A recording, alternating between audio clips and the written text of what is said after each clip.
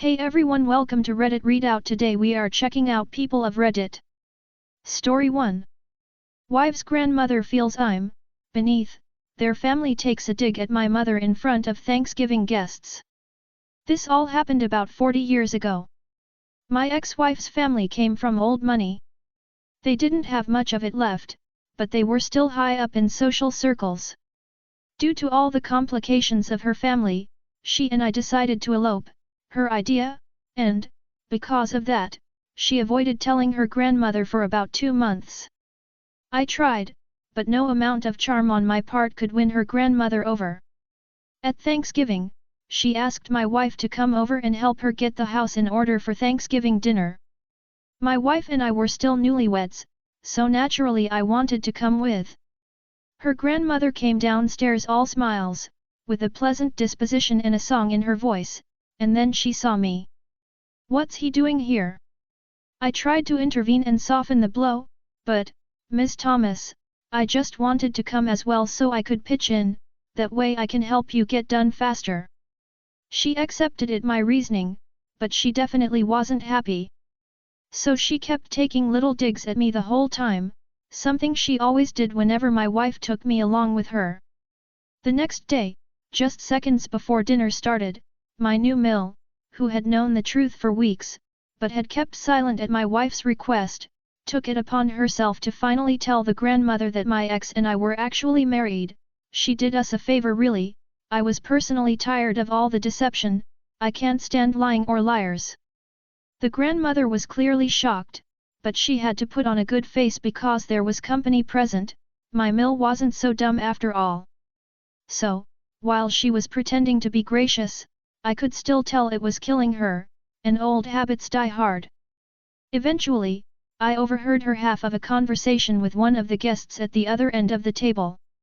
She made sure to say it just loud enough so that I could hear it. "I just can't believe his mother hasn't reached out to welcome my granddaughter into their family, but, of course, I had always hoped my granddaughter would one day marry someone of a better class, so I suppose that's to be expected." "Oh no, you fucking didn't. I can tolerate someone taking a dig at me, it's nothing off my back, but taking a shot at my mother, with some complete stranger. Plus, you haven't exactly welcomed me into your family yet either, and you've had over 2 hours to do so," I silently thought to myself. So, upon overhearing that, I stood up and walked right past her and out the back door. As the door was closing behind me, I heard the mock shock in her voice. "Well, what did I say? What did I say?"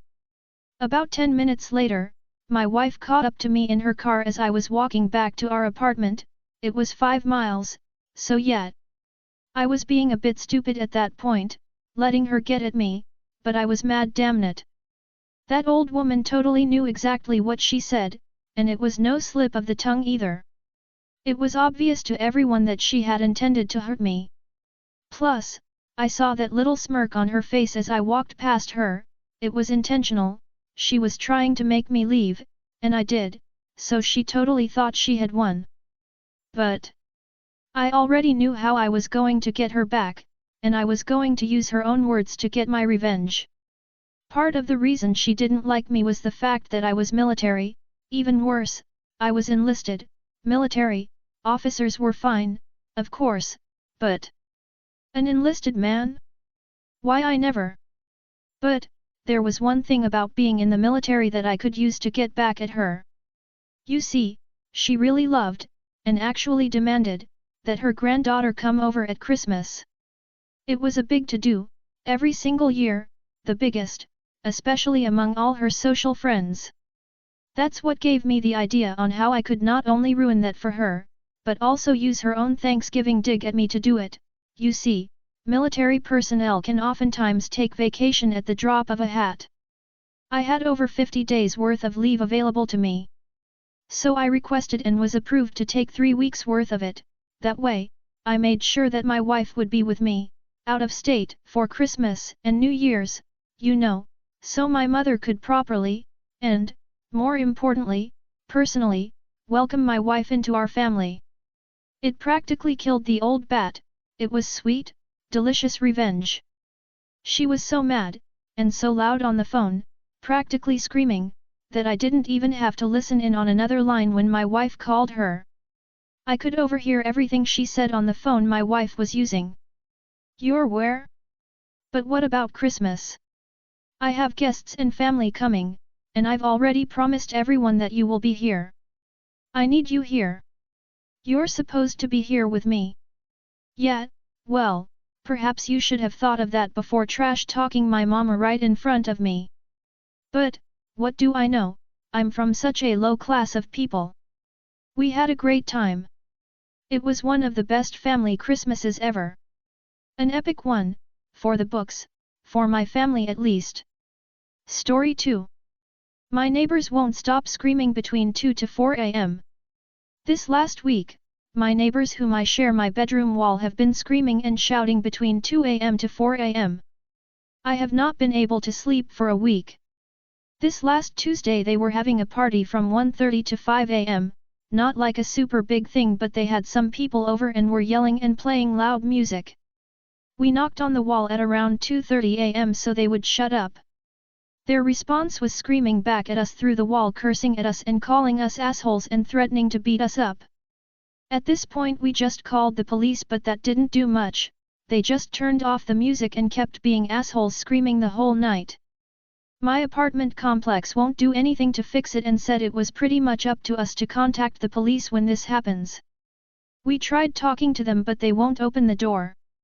Last night this started again and I was so fed up I gave 3 gentle knocks. They seem like aggressive people, so I didn't want to agitate them. They then started to knock aggressively 10 times on the wall and screaming. At this point I literally woke up, got dressed and ran to their apartment.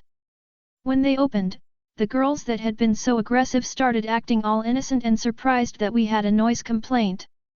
Her excuse was, "I am here all day and I always hear you making so much noise throughout the day, stepping hard on the floor and all, and even hear you fucking at night." Mind you, we live in the first floor, so there's no way she heard the steps. I told her that I work 7 to 5 and go to the gym 6 to 9 p.m. and then go to sleep early, so it's impossible that she heard me. Even the sex part, we are not loud at all, especially cause we know how thin the walls are. They tried to act stupid and kept claiming they were not making any noise, and the conversation ended with her saying that they will be moving out in 2 days. I'm thinking this is a lie, honestly. I start WFH tomorrow and I'm planning on blasting some metal music full volume on the wall at 8 a.m., as I assume they will be asleep at that time. This situations is honestly taking a toll on my health, as I am sleeper deprived and constantly agitated. Edit. Thank you everyone for the suggestions. I think my neighbors are loving it. They even keep banging on the wall. Story 3. Park in front of my house. Okay then. It's been about a decade since this happened. I live on a street where some houses have driveways, but some of us don't, and we have to park in the street. We had just enough room to park our 2 vehicles in front of our house. A new neighbor moved in across the street. I'll call her Brittany. Brittany had a tiny Prius and parked in front of our house a lot. She didn't have a driveway. The space in front of her house was almost always empty when this happened. At the time, I had a toddler and a newborn, and getting them into the house was a pain when I had to circle the block and park on the other side of the street, hauling the car seat in one hand while juggling a diaper bag, groceries, and a toddler that hadn't developed a sense of self-preservation yet. The thing that got to me was that there would be plenty of space for 2 cars to park, but Brittany couldn't be bothered to pull forward or scoot back. She usually parked right in the middle so no one else could park near her car. One day, I had had enough. I hauled the baby, the stuff, and the toddler up to her porch and knocked politely on her door. "Me? Hey, I live across the street. I was just wondering if you could park in front of your house instead of mine, please." "Brittany, that's, like, really inconvenient for me to drive around the whole block just to park." "Me, I know. But, as you can see, gesturing to the circus at my feet, I have my hands full. It makes it harder when you park in front of my house. Can you please try parking in front of yours instead?" "Brittany, look, I'll just park where I want. There's no assigned spaces. Door slam. Oh, it was on. I wasn't sure what my revenge would be, but I knew it would be coming. The opportunity came a couple days later. I came home and my spouse was already parked in front of her car. But lo! The next door neighbor wasn't home yet. I could park behind her. I'd have to scoot up to make sure there was enough room for my other neighbor. They were innocent in all this. So I pulled up behind them and checked the space. 2 feet of room. Back into the car to inch forward some more. Checked again. Still had a good foot. I kept doing this till there was literally inches between our bumpers. And here's the thing, I had 2 cars at my disposal now whereas she only had 1. So into the spouse's van I go to inch backwards until they were only inches from kissing bumpers. Perfect. Point of note, both of my vehicles were old, scratched, and beat up. I probably wouldn't notice another dent in them. But the Prius was pristine. I knew Brittany wasn't likely to risk it. I expected that I would get a knock on the door sometime that evening. But when I took the trash out that night, Brittany and her Prius were gone. She must have executed a 200-point turn to get out. I cackled to myself and went to bed happy. The best part was, she stopped parking on my side of the street after that one incident. I guess she realized it really was more convenient to park on hers. Story 4. My dad kicked me out as a teen but I had the last laugh. I did another post on here that you guys seem to have enjoyed, so here is another story from my more delinquent years. When I was 17 years old I would mostly just play World of Warcraft and do the bare minimum in high school. During my senior year I had over 20 absences, most involved me skipping to play games. I lived in a rural farmhouse so internet was expensive and unreliable. This is 2008. We were poor and didn't have internet but my neighbor did, and unbeknownst to my dad, 46M, and stepmom, 32F, I set up a wireless extender, with said neighbor's permission so I could do homework. It just barely reached my bedroom and the back deck. I'd play games in my room on the internet all the time and my parents didn't even realize I had internet. They just figured that WoW was another non-internet game and I didn't enlighten them.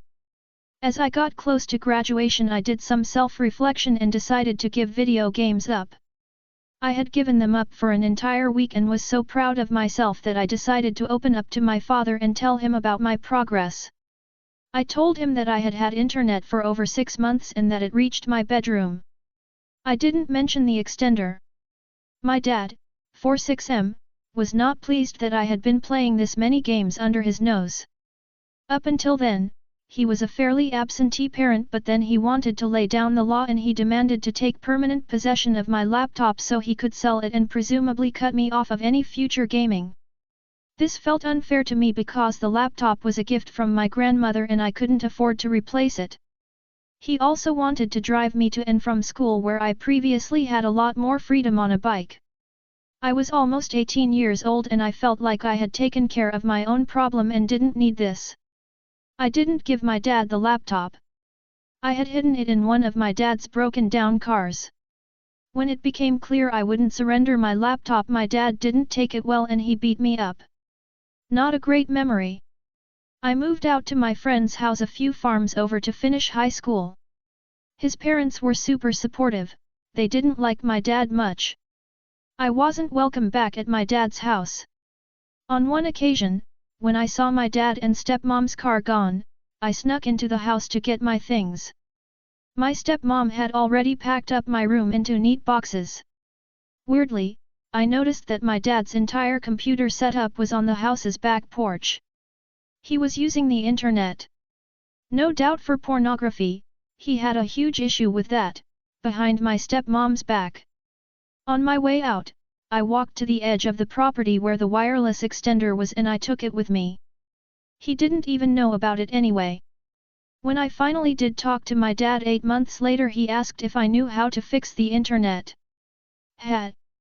That's all for today. Please don't forget to like and subscribe.